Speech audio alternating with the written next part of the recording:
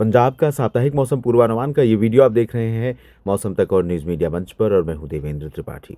दोस्तों, पंजाब में इस एक सप्ताह के दौरान कैसा मौसम रहेगा? आज 13 अगस्त है।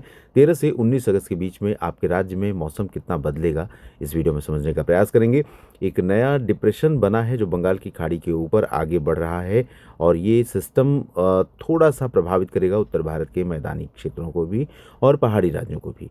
तो पंजाब पर कुछ प्रभाव पड़ेगा क्या? आइए जानते हैं। पंजाब में अभी तक अगर देखा जाए तो 1 जून से लेकर 13 अगस्त तक जो बरसात हुई है वो सामान्य से इतनी कम है कि उसकी भरपाई अब संभवतः अगस्त और सितंबर में नहीं हो पाएगी। तो पंजाब में 19% से नीचे नहीं पहुंचेगा कमी का आंकड़ा और परिणाम ये होगा कि यहाँ पर राज्य का जो रंग दिखाई पड़ेगा, मौसम पूर्वानुमान के जो ऑब्जर्वेशन के मैप होते हैं उसमें लाल रंग ही दिखाई पड़ेगा जहाँ तक आशंका है। और अभी जो स्थिति है, कुछ ज़िले ऐसे भी हैं जहाँ पर बारिश में बड़ा अंतर है और उस बड़े अंतर को भी बारिश पाट नहीं सकती है।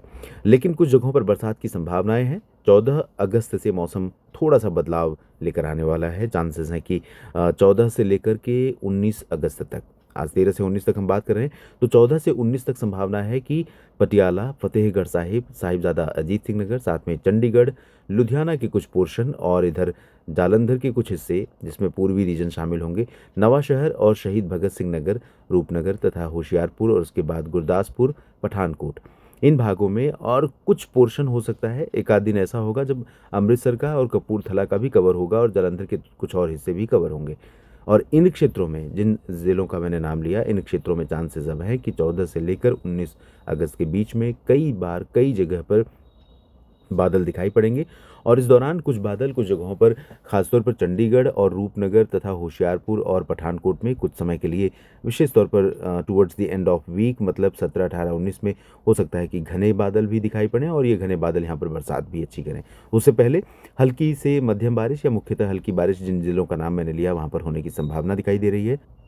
बाकी जगहों पर मनसा, संगरूर, बरनाला, भटिंडा, सिमुक्सर साहिब, फजिल्का, फरीदकोट, फिरोजपुर, मोगा और तरन तारण, अमृतसर, कपूरथला के पश्चिमी हिस्से, जालंधर और लुधियाना के पश्चिमी हिस्से या दक्षिणी भाग, इन क्षेत्रों में यहाँ से अब डिवाइड कर सकते हैं। इसके नीचे इन सभी भागों में पूरे सप्ताह के दौरान चांसेस हैं कि मौसम मुख्य रूप से साफ और शुष्क रहेगा, यानी no rain, no cloudy weather. और उसके चलते यहाँ पर क्या है कि किसानों की मुश्किलें बढ़ जाएंगी।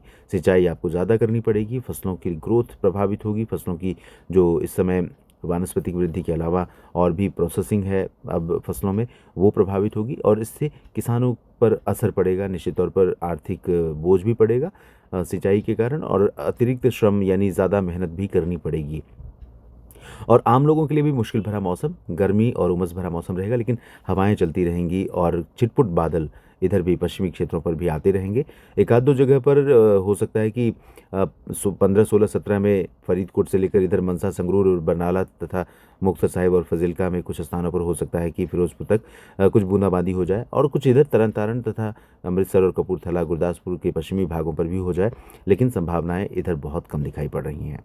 बाकी कुछ परिवर्तन होगा तो आपको मैं बताऊंगा नेशनल वेदर बुलेटिन और मॉनसून अपडेट के माध्यम से, जो आप देख पाते हैं मौसम तक और न्यूज़ मीडिया मंच पर। तो लगातार मेरे साथ बने रहिएगा दोनों चैनलों पर, मौसम तक और न्यूज़ मीडिया मंच, इन दोनों चैनलों को सब्सक्राइब कर लीजिए। मौसम तक फेसबुक पेज पर आप मुझे फॉलो कर सकते हैं जहाँ पर लगातार आपको वेदर अपडेट मिलते रहेंगे। इस वीडियो में फिलहाल इतनी ही जानकारी।